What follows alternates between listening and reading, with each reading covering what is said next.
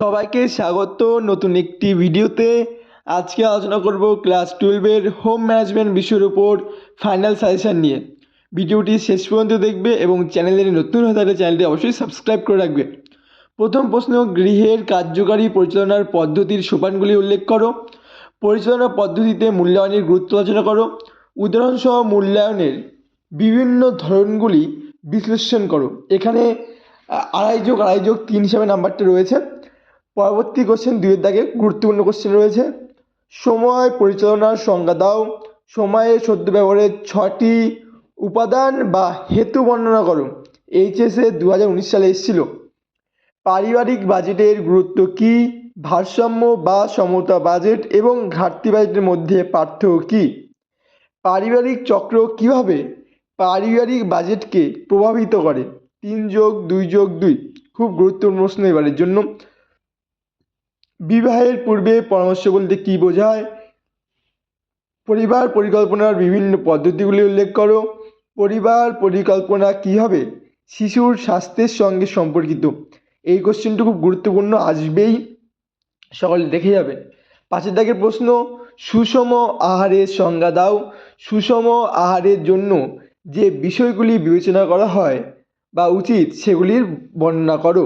2+5। পোশাকের বিভিন্ন কাজগুলি উল্লেখ করো। পেশা কীভাবে পোশাক নির্বাচনকে প্রভাবিত করে? খুব ভালো কোশ্চেন, গুরুত্বপূর্ণ কোশ্চেন, এবারের জন্য দেখে রাখবে। পরবর্তী প্রশ্ন, বিস্তারিতভাবে গৃহের কাজ আলোচনা করো।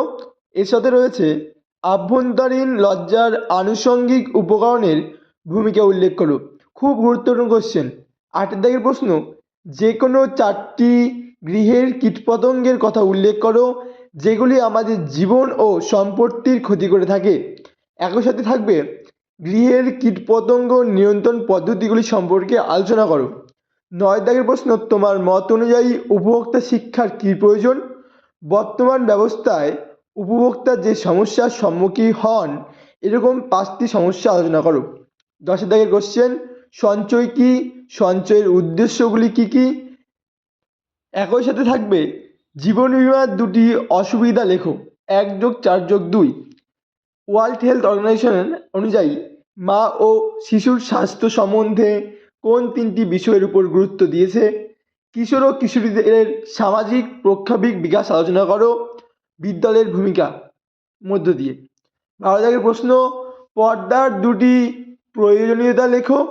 বিভিন্ন প্রকার পর্দার নাম লিখে সেগুলির ব্যবহার উল্লেখ করো। একই সাথে থাকছে, এটা আমি অ্যাড করে দিয়েছি, লেভেলে কোন কোন বিষয় উল্লেখ করা থাকে। ভিডিওটি ভালো লাগলে অবশ্যই লাইক করো, কমেন্ট করো এবং সাবস্ক্রাইব করো।